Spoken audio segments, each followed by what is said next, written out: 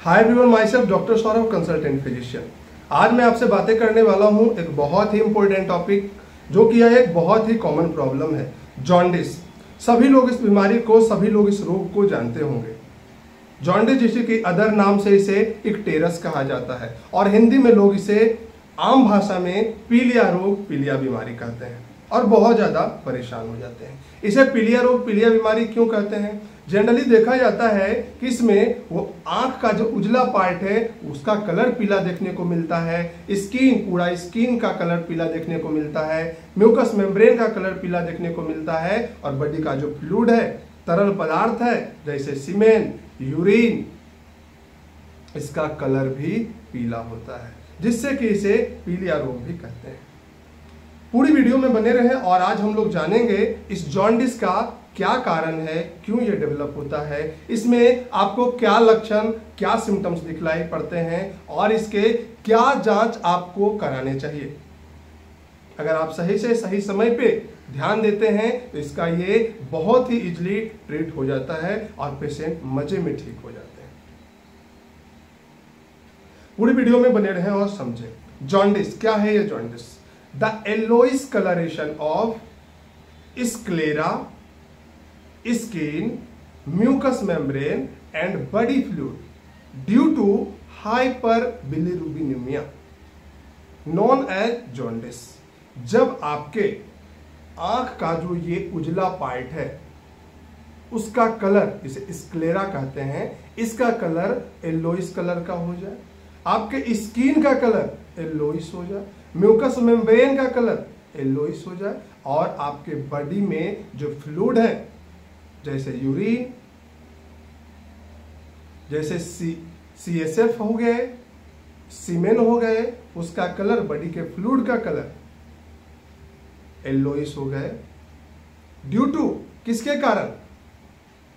Hyper बिलिरुबिनेमिया, यानी कि bilirubin का लेवल आपके ब्लड में ज्यादा हो जाने के कारण ऐसा अगर देखने को मिल रहा है, इसे कहते हैं जॉन्डिस। जब आपके ब्लड में बिलिरुबिन का लेवल 1 मिलीग्राम पर DL से ज्यादा होने लगता है, हो जाता है, उसे कहते हैं हाइपर बिलिरुबिनेमिया। और जॉन्डिस का सबसे बड़ा कारण जो है हाइपर बिलिरुबिनेमिया, जिसके कारण जॉन्डिस डेवलप होता है।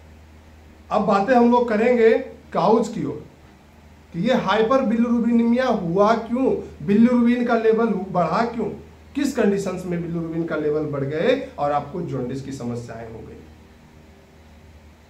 काउज की ओर बातें करें तो इसे 3 काउज में बांटा गया है, pre hepatic jaundice, hepatic jaundice, post hepatic jaundice. Word से आप अच्छे से समझ रहे होंगे, मैं हिंदी में भी इसे बताता हूं। प्री हिपैटिक, हिपैटिक मीन्स होता है लीवर, प्री मीन्स होता है पहले। जब लीवर के पहले कोई डिजॉर्डर, कुछ कारण से, कुछ डिजॉर्डर के कारण अगर जॉन्डिस हो रहा है जो कि लीवर से पहले है, उसे कहते हैं pre hepatic jaundice. Hepatic jaundice क्या है? वैसा जॉन्डिस जो डेवलप जॉन्डिस हो रहा है किसके कारण? हेपेटिक सेल्स के कारण, लिवर सेल्स के कारण, लिवर पेरेन्काइमल सेल्स के कारण, उसे कहते हैं hepatic jaundice. Post hepatic jaundice क्या हो गया? लीवर के बाद, लिवर सेल्स के बाद जो डिजॉर्डर होगा और जॉन्डिस उसके कारण डेवलप होंगे, बिलिरुबिन का लेवल उसके कारण बढ़ेगा, उसे कहते हैं पोस्ट हिपैटिक जॉन्डिस। पूरी बातें करता हूं इसके बारे में, तीनों के बारे में। प्री हिपैटिक जॉन्डिस में क्या आपको जनरली देखने को मिलता है कि आपके जो RBC सेल्स हैं, रेड ब्लड सेल्स हैं, अगर उसका डिस्ट्रक्शन किसी कारण से बहुत ज्यादा हो रहा है, इसका मैं बहुत ज्यादा डिटेल नहीं कर रहा हूं, अगर उसका डिस्ट्रक्शन हो रहा है किसी कारण से, वो एक्सटेंसिक काउज हो, इंट्रिंसिक काउज हो, अगर वो ज्यादा टूट रहा है, ब्रेक डाउन हो रहा है, तो उस कंडीशंस में आपको जो जॉन्डिस देखने को मिलता है उसे कहते हैं प्री हिपैटिक जॉन्डिस। दूसरा है हिपैटिक जॉन्डिस। अगर किसी कारण से आपके लिवर के पेरेन्काइमल सेल्स अफेक्ट कर रहे हैं, लिवर के पेरेन्काइमल सेल का डिजॉर्डर हो रहा है, बम्बार्डिंग हो रहे हैं, किस कारण से? हेपेटाइटिस, एक्यूट हेपेटाइटिस के कारण, क्रोनिक हेपेटाइटिस के कारण, लीवर सिरोसिस के कारण, लीवर के किसी भी डिजॉर्डर के कारण जिसमें कि पेरेन्काइमल सेल अफेक्ट कर रहे हैं, पेरेन्काइमल सेल का डिजॉर्डर हो रहा है, तो जो जॉन्डिस डेवलप होगा उसे कहते हैं hepatic jaundice. Post hepatic jaundice के बारे में बातें करूं तो हिपैटिक यानी पोस्ट मींस बाद, लीवर के बाद, लीवर के बाद का डिजॉर्डर जो देखने को मिलेगा बाइल यानी कि बाइल डक्ट। अगर बाइल डक्ट में कोई डिजॉर्डर होगा, क्या जो नली है, बाइल की नली है, बाइल डक्ट जो है, अगर किसी कारण से उस नली में ऑब्स्ट्रक्शन हो गया, ऑब्स्ट्रक्शन मींस क्या, कुछ रुकावटें, जैसे कोलिडोकोलिथेसिस यानी कि जो उस नली में अगर स्टोन का फॉर्मेशन हो जाए उसे कहते हैं कोलिडोकोलिथेसिस मेडिकल टर्म में। अगर वहां पे किसी प्रकार का ऑब्स्ट्रक्शन हो रहा हो, सूजन हो गया हो, कुछ इन्फेक्शन हो गया हो, कुछ प्रॉब्लम हो गया हो जिससे कि वो नली ही बंद हो जाए, तो जब यहाँ पर तैयार है कंजुगेट बिलिरुबिन निकलने के लिए और आप नली ही जाम कर दो, नली ही किसी कारण से जाम हो जाए, बंद हो जाए, तो वो बिलिरुबिन पास करेंगे क्या? जब वो पास नहीं करेंगे तो वहां पे बिलिरुबिन की लेवल आपके ब्लड में बढ़ने लगेंगे और वहां डेवलप क्या होगा? हाइपर बिलिरुबिनीमिया, जिसके कारण जॉन्डिस डेवलप होगा। वो पेनक्रिएटाइटिस के कारण भी, एक्यूट पेनक्रिएटाइटिस, क्रोनिक पेनक्रिएटाइटिस, इसके कारण भी आपको यहाँ पे देखने को मिलेगा पोस्ट हिपैटिक जॉन्डिस। बातें करता हूं सिम्टम्स के अबाउट कि क्या लक्षण आपको देखने को मिलेंगे इस कंडीशंस में।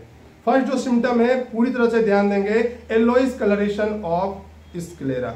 लोग कहीं नहीं देखते, ज्यादा से ज्यादा घर में भी लोग को ज्यादा देखने को मिलता है, तो सबसे पहला ध्यान जाता है आई पे, और जब आई का स्क्लेरा देखते हैं तो येलोइश कलरेशन ऑफ स्क्लेरा यानी कि जो आपको आई दिख रहा है, व्हाइट वाला एरिया जो दिख रहा है वो पूरा येलोइश कलर के होते हैं। आपका स्किन जो है येलोइश कलर का देखने को मिलेगा, आपका यूरिन बहुत ज्यादा येलो कलर, येलोइश कलर का देखने को मिलेगा, आपका स्टूल जो होता है पेल क्ले कलर का होता है।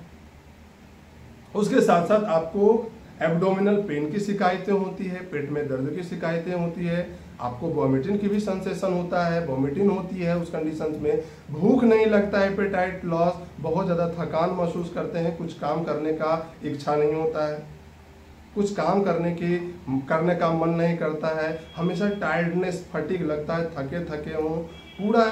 उसके साथ साथ आपको एक चीज ध्यान देना होगा, जब आपके बॉडी में बिलिरुबिन बढ़ते हैं तो बहुत ज्यादा इचिंग, बहुत ज्यादा स्किन में इचिंग देखने को मिलता है।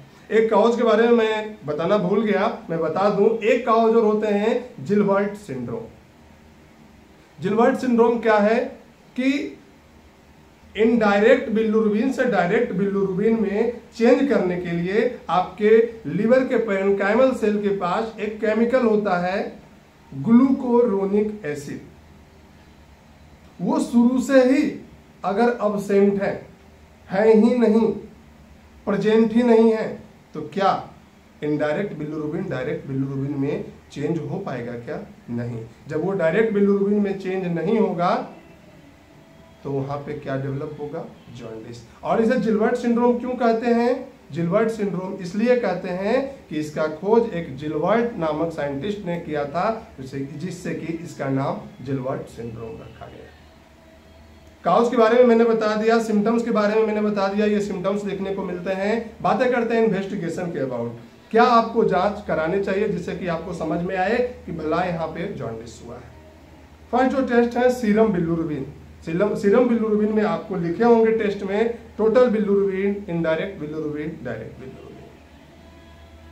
सीरम बिलिरुबिन से ये पता चल जाता है कि जॉन्डिस है, क्योंकि आपको वहां देखने को मिलेगा कि 1 मिलीग्राम पर डीएल से आपका बिलिरुबिन लेवल ब्लड में ज्यादा है, जिससे के कारण आपको जॉन्डिस डेवलप हुआ है। दूसरा जो टेस्ट कराते हैं एसजीओटी, एसजीपीटी। इससे अच्छा है कि आप एलएफटी करा लो, लीवर फंक्शन टेस्ट करा लो, और सारी डाटा भी आपको मिल जाएंगे। एसजीओटी, एसजीपीटी, सीरम बिलिरुबिन की सारी डाटा मिल जाएंगे, direct bilirubin, indirect bilirubin, total bilirubin, gamma GT और बहुत सारे कंटेंट होते हैं, वो आपको लीवर फंक्शन टेस्ट कराने से पता चल जाएगा। तो अच्छा होगा कि आप लीवर फंक्शन टेस्ट ही करा लें। नेक्स्ट है यूएसजी ऑफ होल एब्डोमेन। आप पूरी पेट का अल्ट्रासोनोग्राफी करा लें, जिससे कि पता चल जाए कि कहीं स्प्लीन का तो डिजॉर्डर नहीं था, जिससे कि आरबीसी ज़्यादा ब्रेक डाउन हो रहे थे, उससे ये पता चल जाएंगे। लिवर सेल्स में ही तो कोई प्रॉब्लम नहीं है कि लिवर बहुत ज़्यादा कुछ उसमें हेपेटाइटिस का प्रॉब्लम तो नहीं है, उसमें सूजन तो नहीं आ गया, सिरोसिस का कंडीशन तो नहीं आ गया, लिवर के पेरेन्काइमल सेल डिस्ट्रक्ट तो नहीं कर रहे हैं, वो पता चल जाएंगे आप। नेक्स्ट है कि अल्ट्रासोनोग्राफी से पोस्ट हेपेटिक ही पता चल जाएगा कि भला डायरेक्ट बिलिरुबिन भी सही है, कहीं कोलिडोकोलिथियासिस तो नहीं है, कहीं गॉल ब्लैडर स्टोन वहां पे जाके फंस तो नहीं गया है बाइल डक्ट में, कहीं पेंक्रियाटाइटिस तो नहीं है। तो उस कंडीशंस में आपको अल्ट्रासोनोग्राफी कराने से बेहतरीन पता चल जाएगा और आप डिटेक्ट कर पाओगे इसमें कि क्या कंडीशंस है। और भी ब्लड के जांच है, सीबीसी भी आप करा सकते हैं इस कंडीशंस में कि यहाँ पता चल पाएंगे कि क्या है, इन्फेक्शंस है, क्या हुआ है, नहीं हुआ है। तो ये जांच कराने से आपको फाइनली पता चल जाता है कि आपको जॉन्डिस का प्रॉब्लम है और किस कारण से जॉन्डिस का प्रॉब्लम है। वायरल मार्कर भी करा सकते हो हेपेटाइटिस के लिए, वो आपको पता चल जाएगा, लेकिन फर्स्ट टाइम आप इस जांच को करा करके पता कर सकते हैं कि ये जॉन्डिस किस कारण से है। तो ये हो गया इन्वेस्टिगेशन। नेक्स्ट वीडियो में मैं बातें करूंगा आपसे फिजियोलॉजिकल जॉन्डिस के बारे में, उसके साथ साथ पैथोलॉजिकल जॉन्डिस के बारे में, बच्चों न्यूबॉर्न में जो जॉन्डिस होता है, क्यों डेवलप होता है, उसके साथ साथ बेहतरीन ट्रीटमेंट के बारे में भी बातें करूंगा। आशा करता हूं ये वीडियो आप लोगों को अच्छे से समझ में आए होंगे। देन इस वीडियो को लाइक, सब्सक्राइब एंड शेयर करना ना भूलें। थैंक्स।